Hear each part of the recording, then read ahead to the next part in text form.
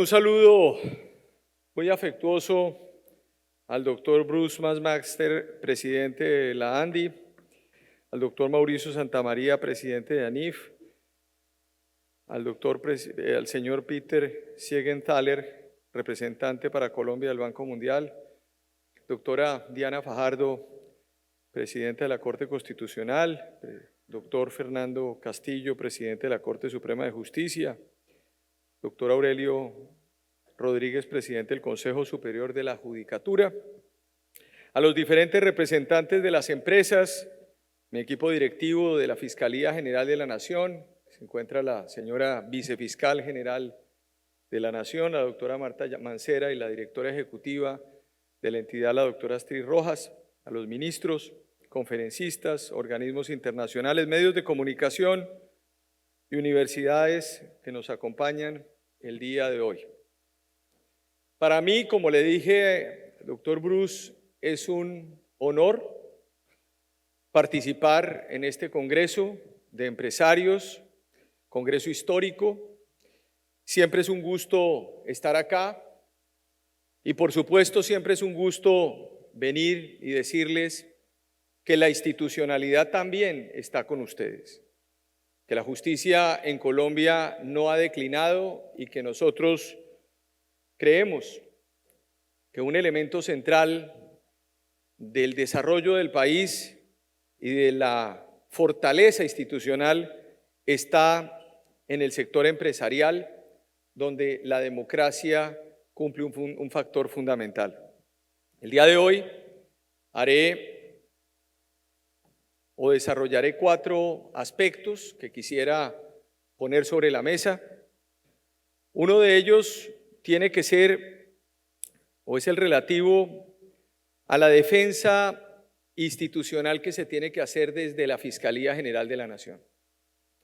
Un segundo, cómo se ha materializado este esfuerzo en estos ya largos 3 años y 6 meses que llevamos en el ejercicio del cargo, abordar algunos aspectos relativos a la lucha contra la corrupción y terminar con algunas ideas centrales sobre algunos de los temas recientes que ha tenido el país. En primer lugar, la Fiscalía General de la Nación ha cumplido un rol, sobre todo en este año, de defensa a las instituciones colombianas. Hemos evitado desde el mes de enero una andanada desde el gobierno nacional para buscar la salida de narcotraficantes de las cárceles.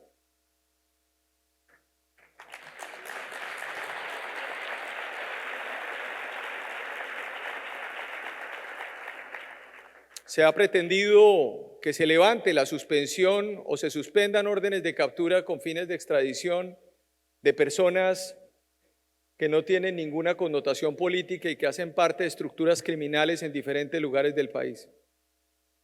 No solamente por razones jurídicas se han tomado las decisiones, pero ustedes también tienen que entender que cuando uno lleva 3 años persiguiendo a esos delincuentes, no es un factor motivante el hecho de que busquen salidas de esas personas sin fundamento jurídico.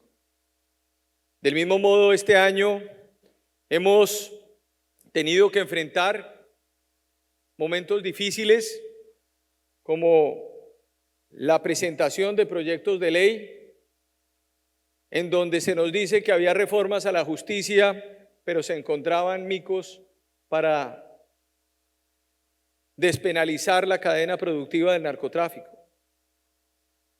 No solamente en lo que se decía sobre pequeños cultivadores, sino al mismo tiempo sobre importadores de precursores químicos para la producción de heroína, cocaína y otras sustancias. Hemos defendido la institucionalidad en diferentes escenarios. También la Fiscalía General de la Nación ha sido un baluarte de la autonomía y la independencia de la rama judicial del poder público. No puede haber Estado de Derecho en Colombia si se pretende usurpar las funciones de la Fiscalía General de la Nación. cuando se hacen solicitudes de que se active la cooperación judicial a través de la Cancillería, es otra manifestación de violación de la autonomía judicial del país, porque es la Fiscalía General de la Nación la encargada de hacer esa cooperación judicial y lo ha hecho permanentemente en el marco de sus funciones. Todos esos aspectos han llevado a que este año ha sido un año desafiante para la Fiscalía General de la Nación y para Colombia. Porque no tiene por qué estar el fiscal general ni la justicia pendiente de lo que está ocurriendo alrededor de sus entornos o si permanentemente está sometida a ataques por parte de otras ramas del poder público. Eso no es normal en una democracia. En una democracia es normal que opere la colaboración armónica de la que habla el artículo 113 de la Constitución de 1991, en el marco de la tridivisión de poderes. La Fiscalía General de la Nación en estos años ha materializado una lucha contra la criminalidad a través de un direccionamiento estratégico. Encontramos una entidad fracturada por los cambios que se producían en el país permanentemente de fiscales generales. Esta es una administración que, si todo funciona bien y el ELN no concreta sus ataques, podremos terminar los 4 años de gestión, lo que le dio a la Fiscalía General de la Nación una importancia cohesión interna, desde el punto de vista de la itinerancia que han hecho nuestros fiscales e investigadores en el país, desde el punto de vista de la articulación con otras entidades del Estado, en donde ha habido problemas, como les voy a manifestar posteriormente, y donde hemos podido asociar actividades investigativas con los diferentes grupos o direcciones que tenía la Fiscalía. Antes no se hablaban las direcciones seccionales y las direcciones nacionales. Hoy tenemos un direccionamiento estratégico que nos ha permitido conversar, que nos ha permitido movernos en diferentes escenarios, y eso más que discursos se produce y se constata con resultados. Recibimos, por ejemplo, el esclarecimiento en el homicidio doloso en Colombia en el 27.72%, y ese esclarecimiento hoy está en el 43.28% con los mismos recursos y los mismos funcionarios. En el homicidio múltiplo, las masacres en Colombia, lo recibimos en el 36% el esclarecimiento, y hoy tenemos el 90% esclarecido con los determinadores que están detrás de estas conductas, desafortunadamente con un 145% de aumento de masacres comparado con el año inmediatamente anterior. Luego aquí lo que hay es una especie de violencia total. Frente al feminicidio, recibimos en el 86-73% en el año 2020 y hoy estamos en el 96.90%. Defensores de derechos humanos en el 52%, hoy estamos en el 60%, y delitos como violencia sexual o violencia intrafamiliar, estábamos en el 10%, hoy estamos llegando al 50%.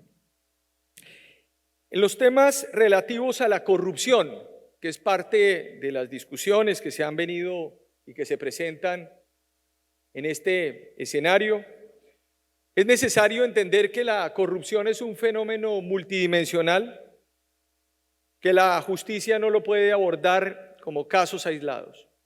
Hemos llegado a 3.272 condenas en esta administración, entendiendo que existen vasos comunicantes entre diferentes sectores y la corrupción que se puede producir en el país: educación, salud, medio ambiente, corrupción electoral, contratación pública, administración de justicia. Hemos golpeado los diferentes vasos comunicantes de esas estructuras. Se requiere, por supuesto, siempre mayores esfuerzos, pero creo que el haber unido la persecución penal a atacar los bienes que estaban afectando esa criminalidad era muy importante. Hemos recuperado 7.000 millones de dólares que le hemos entregado a la SAE, 28 billones de pesos. Y eso creo que es importante que se le diga al país cómo se va a monetizar esos recursos. ¿Cuáles son los criterios de monetización? Eso no depende del fiscal general, eso depende de una oficina administrativa que depende de un ministro de Hacienda, que a su vez depende de un presidente de la República. Porque de nada nos sirve tener unas acciones judiciales rápidas si tenemos unos cuellos de botella que impiden la monetización de esos recursos. Allí también hemos puesto en esta administración más de 800.000 millones de pesos en justicia y paz en estos 3 años y medio para las víctimas, cuando en 14 años previos se habían logrado 500.000 millones de pesos. Creo que ahí hay unas respuestas concretas de lo que ha venido ocurriendo para golpear esas ganancias ilícitas, detectar también dineros en paraísos fiscales, rastrear canales y operaciones financieras complejas utilizadas para legalizar el dinero ilícito. Todo ello, por supuesto, sobre la base de una labor estratégica, repito, que estaba dentro de nuestro direccionamiento estratégico, marcado al mismo tiempo por estos ejes de itinerancia, de articulación y de asociación de actividades investigativas. En algunos casos relevantes, podemos decir que le hemos cumplido a Colombia. Y le hemos cumplido a Colombia porque, por ejemplo, en el caso Odebrecht, entregaremos 115 imputaciones adicionales a las que se habían encontrado cuando llegué a la administración. Hicimos un trabajo meticuloso de poder detectar cuál era el mecanismo que va a ser develado también posteriormente el día de hoy a través de una rueda de prensa que daremos el fiscal delegado ante la Corte Suprema de Justicia y yo, y que llevará a la manera como se utilizaba ese concierto para delinquir, para poder afectar diferentes estructuras de sobornos en Colombia.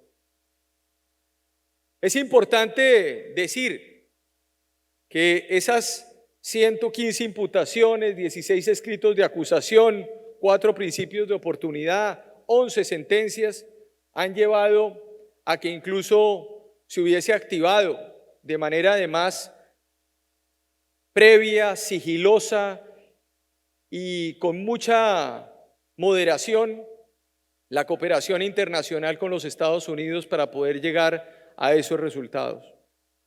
Hoy trabajamos de la mano con las diferentes agencias, en este caso concreto con el FBI, frente a esta investigación.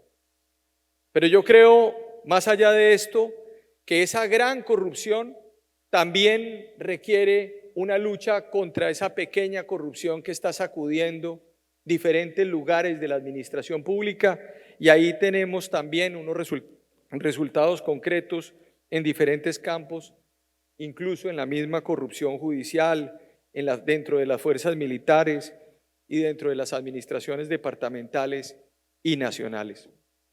Creo que allí el haber hecho grupos especiales de investigación, el haber establecido grupos de tareas conjuntas investigativas, el haber hecho una tarea de articulación interna y externa nos ha ayudado a tener mejores resultados y nos ha puesto sobre la mesa esta dinámica con la que esperamos además concluir en unos balances nacionales que ustedes empezarán a escuchar sobre lo que se ha hecho en esta Fiscalía General de la Nación, defendiendo la institucionalidad, defendiendo el Estado de Derecho y defendiendo la rama judicial.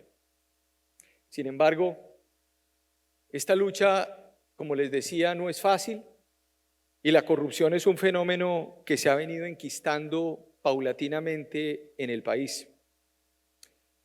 Existe, como se señaló al inaugurarse este Congreso, una gran crisis de confianza. Yo diría que existe una desconfianza institucional y social sin precedentes hoy en el país. Lo hemos visto, como lo decía, en los últimos meses, con diferentes hechos. Una exministra imputada por firmar contratos de forma desaforada para saquear recursos públicos. Confesiones nauseabundas de políticos de diversos sectores para robarse recursos en el marco del aprovechamiento de campañas electorales o para violar topes en las campañas políticas, prácticas violatorias de los derechos humanos en muchos lugares del territorio nacional, persecución al sector privado, a los empresarios, una violencia inusitada contra los líderes sociales, un aumento de masacres sin precedentes, 145%, y una inseguridad que asedia y golpea a la ciudadanía porque la política hoy cede ante la transacción criminal que es distinta a la paz.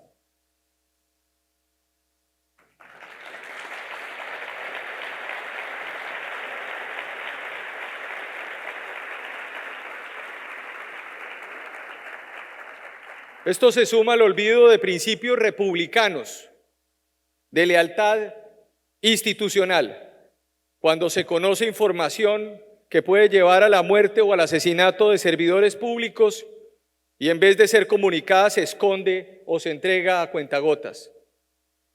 Hoy los enemigos no son los actores armados solamente y la delincuencia.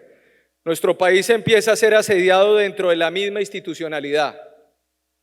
Hace 2 días en la ciudad de Washington, por primera vez en la historia de Colombia, de la Constitución de 1991,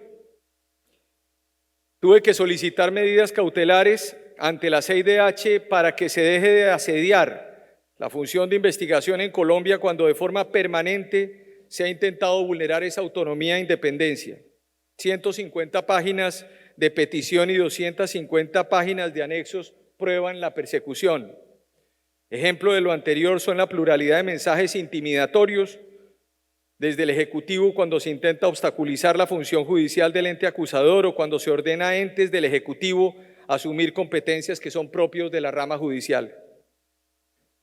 Esta persecución ha llevado a que por ejercer mi cargo con carácter resiedumbre y atado estrictamente a mis competencias, haya sido denunciado penalmente en más de 100 ocasiones ante la Comisión de Acusaciones de la Cámara de Representantes por delitos inverosímiles en una democracia, como traición a la patria, sedición o seducción a las fuerzas militares para promover golpes de Estado. Por fortuna, el Congreso de la República está al lado de la democracia y no de las persecuciones.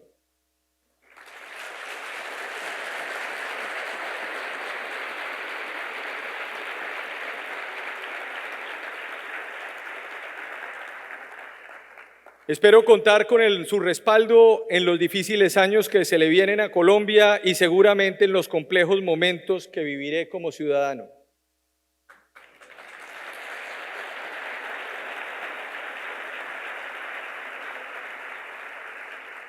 Se ha llegado al extremo que un expresidente de la Cámara de Representantes perteneciente al pacto histórico partido de gobierno y con influencia en la Comisión de Acusaciones me hiciera la cobarde acusación de presunta pertenencia al Clan del Golfo por el dolor que le produjo al gobierno el hecho que en el mes de enero no me haya plegado a suspender las órdenes de captura con fines de extradición contra miembros del mismo Clan del Golfo, por no existir razones constitucionales y legales.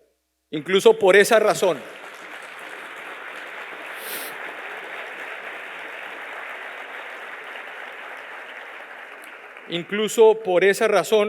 esa misma estructura criminal terminó afectando a esta fiscalía con el secuestro de funcionarios de la entidad en el municipio de Tarazá, en Antioquia, evento que implicó el retiro de la institución de ese municipio. ¡Qué sinsentido! También el asedio que se ha tenido que ver con más de 150 ataques y mensajes directos contra la Fiscalía General de la Nación y el fiscal general proferidos por el presidente Gustavo Petro. y miembros de su grupo político, generando que otros sectores crean que puedan tener puerta franca para cualquier cosa en Colombia contra el fiscal general o la fiscalía. A esto se suma la campaña de desprestigio que ha llevado a la vandalización de sedes de la Fiscalía General de la Nación y a la distribución de panfletos de todo nivel que llevan a la intimidación de la entidad. Todo esto ha tenido en los últimos días como un corolario que es la planeación de un posible atentado en mi contra y de otras personas por parte del ELN, cuya información fue entregada a cuentagotas a la Fiscalía General de la Nación por el Ejército Nacional y que al día de hoy no ha sido enteramente revelada. La explicación que se me dio por parte del jefe de Estado fue que desconocía esa información. A pesar de su preocupación por mi seguridad, nunca rectificó a su subalterno, el alto comisionado de la paz, Danilo Rueda, quien de forma apresurada, miserable y desvergonzada señaló que era irresponsable informarle al país sobre estos hechos y seguida cuenta le dio credibilidad a un comunicado del ELN. De hecho, hace 3 días la Policía Nacional, a través del poligrama 1123 del 14 de agosto de 2023 y presentado por la prensa, selecta integrantes del Frente de Guerra Nororiental, uno de los cuales sería alias William, es el francotirador y explosivista que habría llegado a la ciudad de Bogotá. En el documento se lee que no se descartan posibles atentados terroristas. Cada día entonces, a cuentagotas vamos observando el dimensionamiento de la criminalidad. Hace algunas horas, el CTI, la Fiscalía General de la Nación y el mismo Ejército Nacional hallaron material explosivo en una vivienda en el sur de la ciudad de Bogotá. ¿Qué tipo de institucionalidad empezamos a tener? ¿Y qué tipo de funcionarios empiezan a ejercer su defensa de la Constitución cuando o se tiene la información y no se comunica o cuando al jefe de Estado se la ocultan? Algo muy grave ocurre. El día viernes le expliqué al presidente Gustavo Petro que eso no puede ocurrir en un gobierno por alguien que fue objeto de persecución a lo largo de su historia política. No hago parte de la historia de su confrontación. La ley del talión no me puede ser aplicada, ni la actual fiscalía, ni mi vida merece ser puesta en ese posible cadalso de la venganza.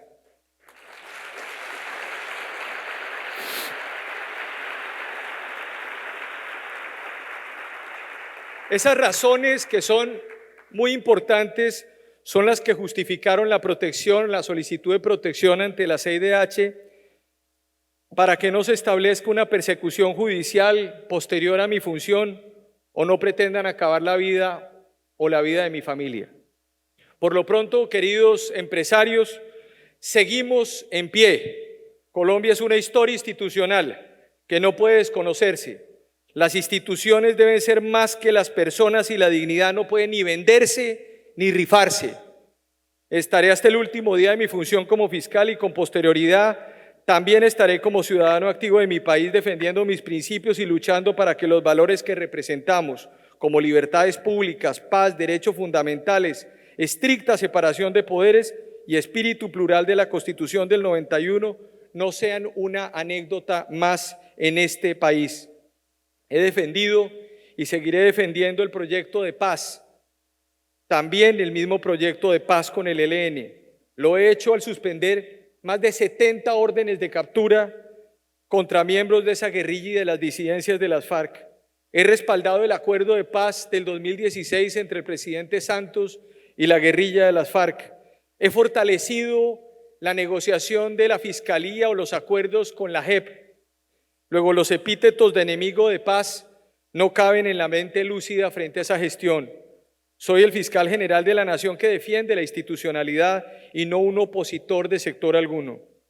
Quiero agradecer entonces esta invitación que se me hizo como fiscal general, última a la que asistiré como fiscal general de la Nación, y decirles que las instituciones colombianas, el emprendimiento que ustedes representan, la iniciativa privada, la fuerza de trabajo, la capacidad de generación de valor agregado en un país es fundamental para que podamos superar las diferentes pruebas que nos ha puesto el destino a Colombia.